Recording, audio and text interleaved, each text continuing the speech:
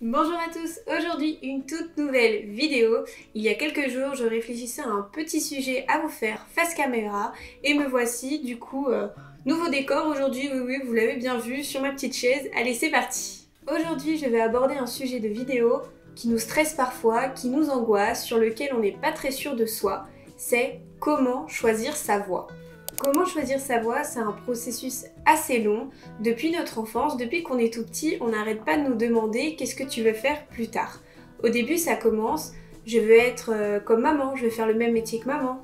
Ensuite, je veux être masseuse, je veux être professeure des écoles, je veux être rédactrice d'un magazine, je veux être communicante. C'est vraiment un processus en fait qui se fait depuis notre enfance jusqu'à aujourd'hui mon âge. Et oui effectivement aujourd'hui je ne sais pas ce que sera fait demain, enfin au niveau de l'avenir, bref, c'est vraiment un processus qui se fait sur du long terme, sur 15 ans on va dire, à partir du moment où on commence à savoir ce que c'est un métier, etc. en fait. On y réfléchit depuis longtemps. Lors de notre scolarité, c'est vraiment le moment où on va se poser toutes ces questions, voire d'autres questions, pour en fait réfléchir à ce qu'on veut faire plus tard. Donc on va se dire, qu'est-ce que je vais faire plus tard? Que vais-je prendre comme filière? Que vais-je prendre comme cours? Que vais-je faire après le bac?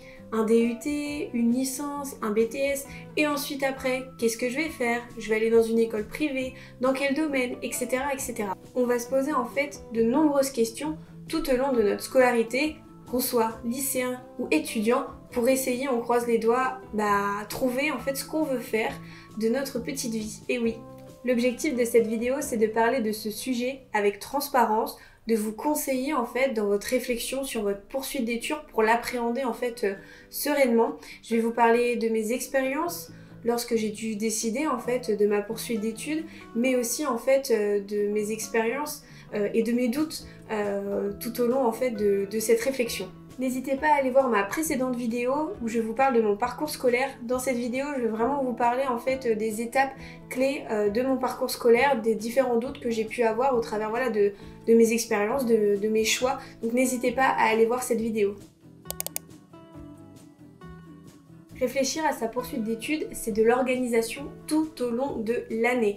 De la réflexion à la prise de décision. C'est super important d'être organisé dans ce moment-là, car ça va vous permettre d'être beaucoup moins stressé, beaucoup moins angoissé. C'est quelque chose que j'ai vraiment retenu lors de mes différentes expériences pour savoir ce que j'allais faire l'année suivante. C'est vraiment quelque chose d'indispensable, être organisé. Ça va être le même schéma, le même calendrier d'organisation sur l'année. En effet, tout au long de cette année, où il faut falloir commencer à réfléchir à prendre une décision pour l'année suivante, c'est important d'être organisé. En tout cas, moi je vois les choses comme ça. Je vais vous parler période par période, mois par mois, sur mon organisation, sur ma petite réflexion pour ma poursuite d'études. Le mois d'octobre, novembre et jusqu'à décembre, c'est le moment où il va falloir réfléchir à ce que vous voulez faire plus tard, à ce que vous voulez faire l'année suivante, que vous soyez lycéen pour votre post-bac et que vous soyez étudiant pour une future licence 3, un futur master, une poursuite d'études.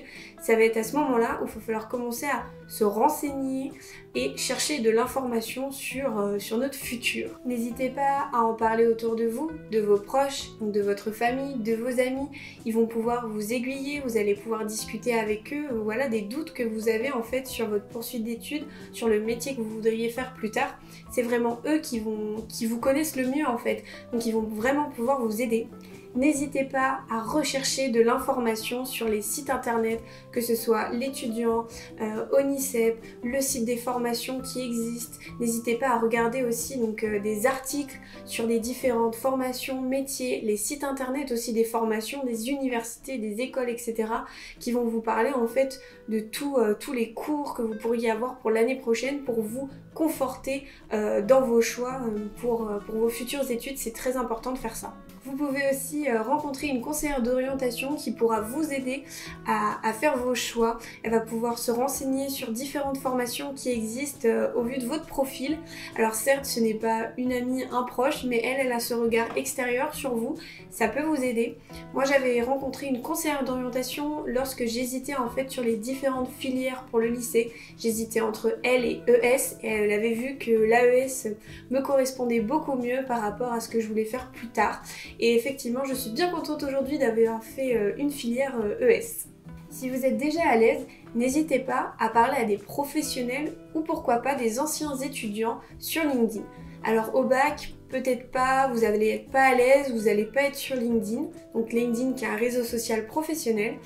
Mais lorsque vous êtes étudiant, vous avez potentiellement déjà un compte sur LinkedIn, alors n'hésitez pas. Dans la communication, il y a beaucoup de personnes qui vont être sur ce réseau social, moi de même.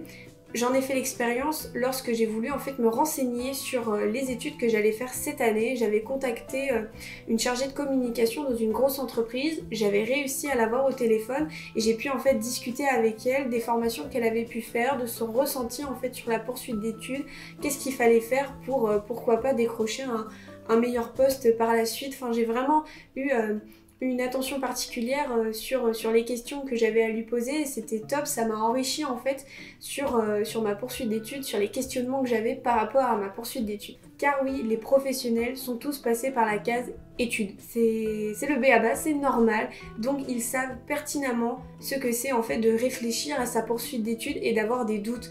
Ils ne vont pas ne pas vous répondre. Ils vont se sentir en fait comme vous il y a quelques années, comme nous il y a quelques années, où ils vont se dire que voilà, il faut les aider parce que c'est un chemin périlleux où on se pose beaucoup de questions et on a besoin d'être éclairé en fait sur notre poursuite d'études et notre métier plus tard. Lorsque vous commencez à avoir une liste d'idées de formation, n'hésitez pas à les trier, ces informations. Pour cette année, j'avais fait un tableau qui récapitulait l'ensemble des formations qui m'intéressaient. Je m'explique, j'avais fait un tableau où je marquais le nom de la formation, la ville dans laquelle elle était, le site internet, quand est-ce qu'elles étaient, les portes ouvertes, etc. Ça va vous permettre en fait d'avoir toutes ces infos sur un tableau. Vous allez pouvoir ensuite trier en fait les formations que vous préférez. C'est super important de faire ça car au bout d'un moment, si on commence à noter à droite à gauche des infos, on va s'embrouiller totalement et on va se dire oh là là, je m'en rappelle plus, ça c'était pour quelle formation, etc. Donc triez vos infos sur ce que vous voulez faire l'année d'après. Les lycéens, ça va vraiment vous permettre de savoir ce que vous allez pouvoir mettre sur Parcoursup, et pour les étudiants, ça va vous permettre de ne pas vous embrouiller lorsque vous allez devoir postuler sur tel site de telle université, tel autre site de telle école privée, etc. etc. Vraiment, c'est super important. Pour les mois de janvier et février, c'est vraiment le moment, à mon sens, où il faut commencer à prendre des décisions pour l'année suivante, pour vos futures études. En effet, les portes ouvertes pour les universités, les DUT, les BTS, etc. se déroulent très souvent en janvier-février. C'est donc le moment où vous allez pouvoir aller à la rencontre des professeurs, des élèves et discuter avec eux de leur école, de leur formation, des cours qu'il y a dans cette école, etc. C'est vraiment le moment où vous allez vous rendre compte en fait si la formation elle est faite pour vous, si vous vous sentez à l'aise dans cette école, pour voir en fait si ça répond à vos attentes pour pourquoi pas un futur métier si vous l'avez déjà évidemment. N'hésitez pas aussi à vous rendre sur les salons étudiants, il y en a beaucoup en fait durant les mois de janvier, février.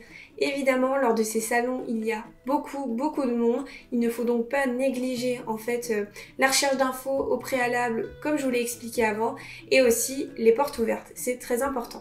Par exemple, pour ma part, j'ai découvert en fait ma formation de DUT métier du multimédia et de l'internet lors d'un salon en fait, d'un salon de l'étudiant qui était à Rennes.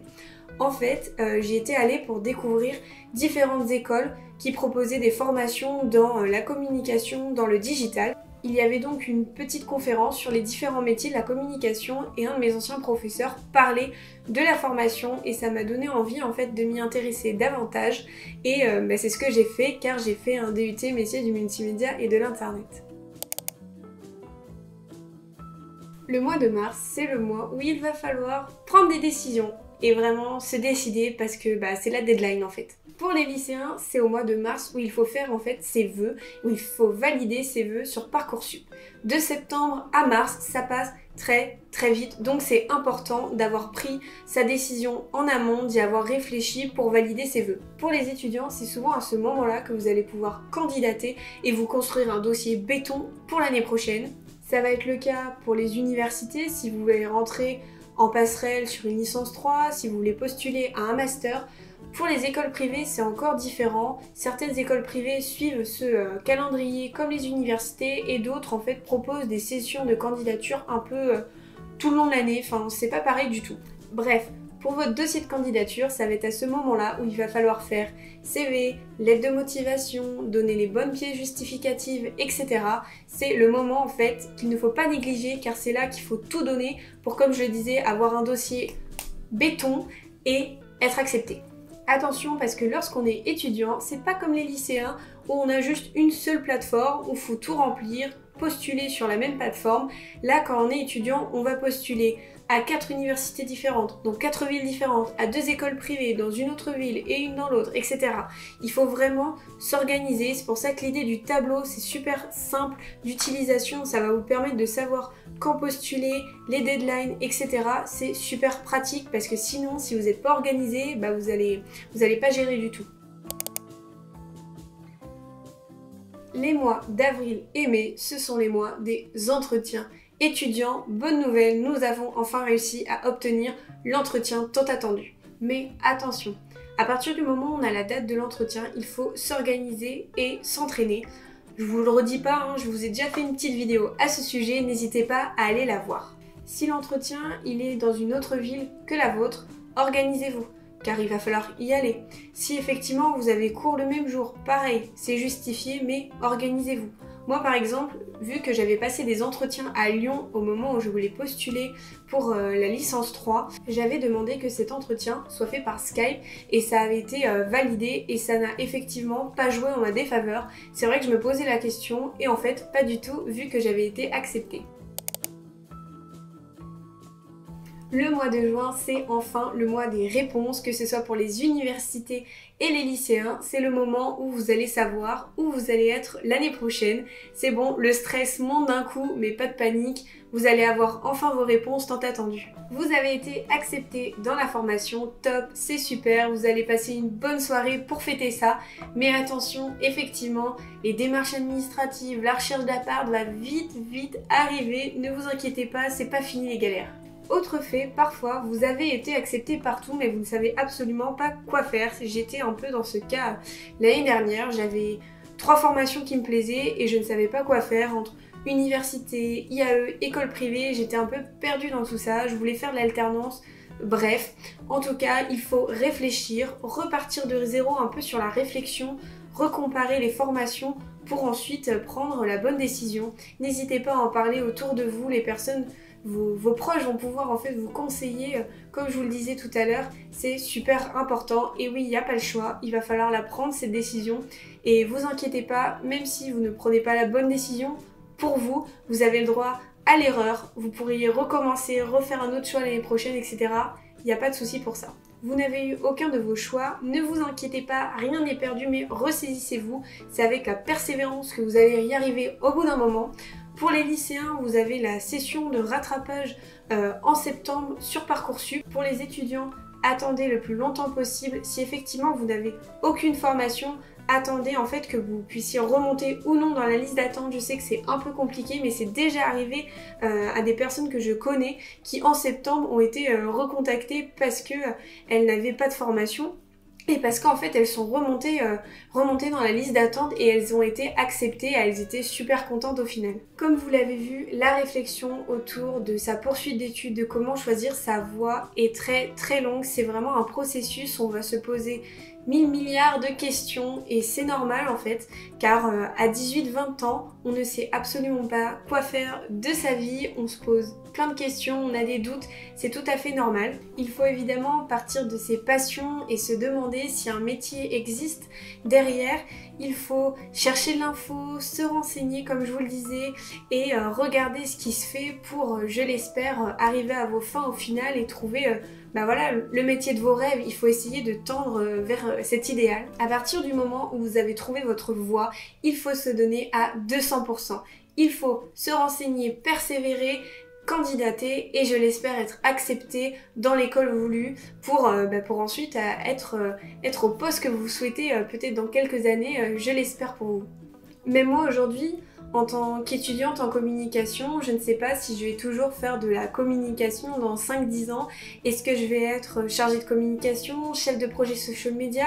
Alors je dirais que oui quand même, je vais rester dans la communication car c'est quelque chose qui me passionne au quotidien. Vous le voyez, je fais des vidéos, je fais de la création de contenu qui est liée directement à mon secteur d'activité, on peut dire ça comme ça.